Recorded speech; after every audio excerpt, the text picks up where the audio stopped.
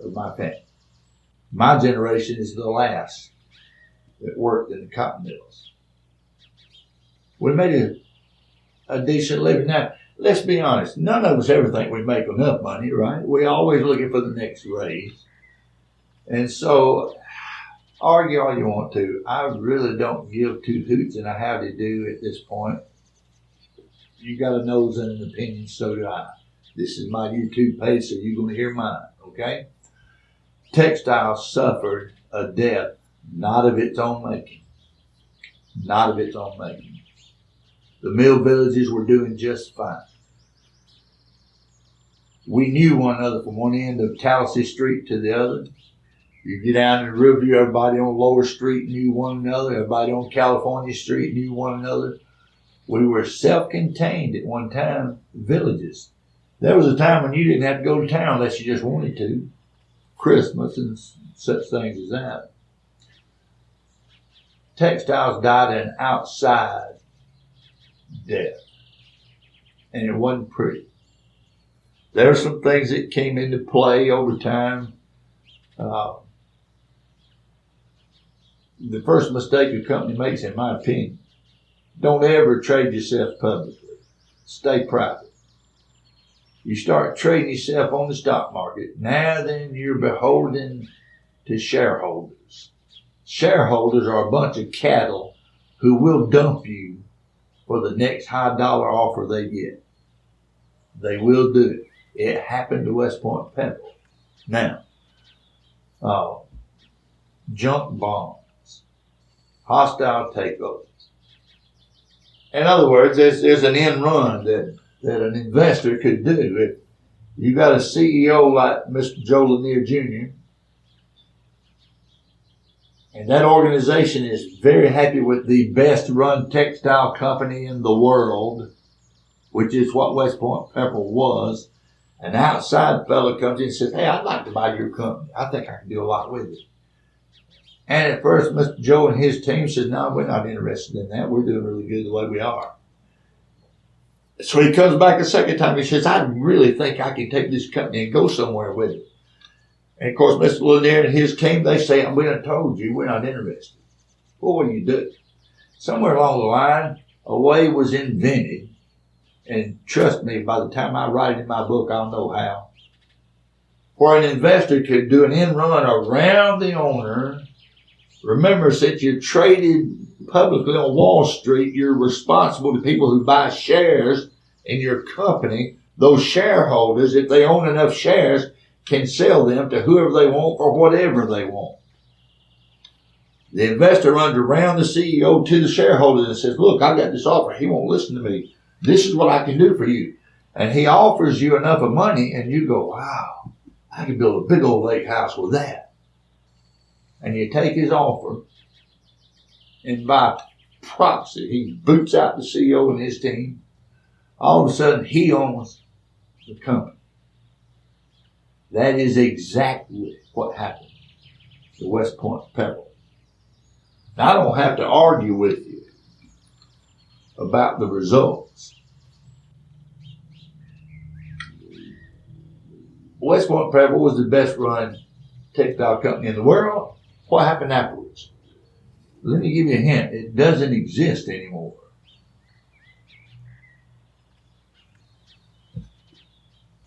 Oh, I'm trying so hard. I say to my wife, darling, I'm trying, honey. I really am. Don't tell a lie and say you care about the people in the company you bought by doing an end run around good leadership to shareholders who are interested only in money, and you know it. And you say you really love the people in this company. You want them to do well. And you proceed to rip off this part of the company and sell it. Rip off that part of the company and sell it. And you never even pay the interest on the debt you incurred buying it for an impossible price that I think you knew was too much. But it was about winning. Oh, Mr. Lanier fought. He fought hard. He said, I'll fight him till hell freezes over, and then I'll fight him on the ice. Mr. Farley said, tell Mr. Lanier I got my skates on, I'm ready to go. It was an all-out war. At the end of the day, money will speak. Even if you ain't got the cash money in your hand, if your offer is high enough, before you even prove you can make that offer good, what now you folks that were shareholders, I go back and forth on y'all. Do you deserve the anonymity that you have? In other words, you're just faceless. You're just out there. Is that a fate you deserve? Or should you just be your names be hung up on the wall for everybody to see, so the workers whose backs you made money on can see the faces of the people who sold them down the river for pie in the sky promises that turn into nothing but dung? I just can't make my mind up. Part of me thinks you ought to be just hung up on the wall with your names and your a big old 8x10, maybe a picture of you there. And I had this many shares and I sold them to him. I had this many shares and I sold them to him. I'd like for some of y'all to give us your reasons why you would sell shares of a really good company to a man who already had a record of being a failure. Shut up. You see, here you're doing it already. You're getting.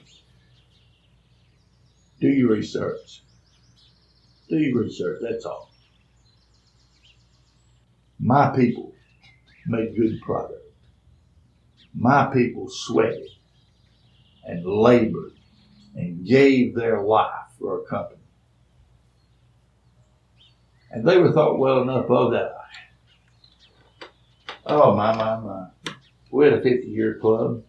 It was active to the day West Point Pepperell died. And we made a fuss over our people that stayed with the company so many years. I remember people that I worked with at Fairfax Mill. I could call names. I won't, but it'll all be good. We were almost, when I look back on it now, we're almost like an extended family. You know, our people and our leaders went to church together, encountered one another up in West Point, Georgia, shopping. Our life was together, even if sometimes we disagreed, and we did. West Point Pepperell made arrangements for gymnasiums. Every mill village had a recreation department. I never paid. Nowadays, my soul, parents have to sell candy. Sometimes I'm convinced some of them have to dip into their 401ks to pay for their youngest to play baseball or football or basketball. We never paid a dime. West Point Pepperell paid a lot of it. Anything we put into it was whatever our parents wanted to put into it, on top of what the company provided. Gym to play basketball in, ball field to play baseball on, football. We had a good life. Until hostile takeovers came along. And self-made millionaires who didn't care about anything but the almighty dollar came along and accused us of having a plantation mentality. Well, what does that make you? You became the plantation owner, and then you tore the plantation down and walked off and left the people who worked on that plantation for you high and dry. I'm going to say one more thing. They're going to say to you, they're going to say, well, we set up, and in Fairfax, it was the old kindergarten building. I believe they set up little offices where you could go and they would help you apply for jobs somewhere else. They're going to try to help you get over this. I've looked and I have looked and I have looked. Years and years I looked. I found one person that ever benefited from that. The people that worked in those offices got free money because they did precious little work. And they did not help the workers of these mills to get any other job anywhere except for the one. There were thousands of workers displaced. One that I know of. Feel free to correct me. I'll come back and say I was wrong. Go for it. I want testimonies with names on them. Show me you did something. What I know you did is you did an end run around the management of a good company. You went to a bunch of cattle called shareholders who were more interested in their dollars than they were the workers they made it off of. And you destroyed the best run textile company in the world. My heart is to the workers. I hope and pray. I'm 67 years old now. I'm not going to get any real notoriety out of all of this. But if I were to ever get any notoriety and get what Jerry Clower calls above average means, I would hope and pray I would never forget the people I passed on the way up. I hope and pray that I would never live in a place like Sears Tower and look down my long nose at the streets below at people who made me their money. And not at least remember to say thank you. Go across the South.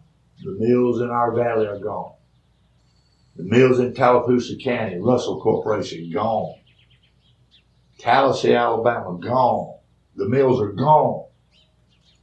Textiles gone across the pond to countries that many times don't even have safety standards. And many times we get defective products because of it. Oh, I could go on and on. Let me shut up. Listen, hostile takeovers were the death of West Point Pepperell. Shareholders who didn't give a care about the workers only wanted the dollars. They're the reason we don't have West Point Pepperell anymore. I said it, I meant it, and I'm here to represent it. I'm going to stop right there. We're going to go back to some fun stuff now. I don't like getting emotional like this, but listen to me. My family, I've said this before, I think, my family has a combined 150-something years of service to West Point Pepperell. And we're kind of picking proud of it, too. Mr. Plantation owner. And our best days were spent in those mills with one another, making a good product for a good public until you and shareholders came along. In eternity, we're going to be judged by the same God. I am comfortable where I stand, the sinner saved by grace. You comfortable where you stand? I can introduce you to a fellow named Jesus who will turn you around. You probably don't want to hear about him, though. Anyhow, we got these shirts now. Old sinner boy, that's all I am. Just an old sinner boy saved by grace. You want one? Comment in the comment section. We'll hook up with you and get a way to get you one of these shirts real quick. Hit the like button and subscribe. Be part of our little family.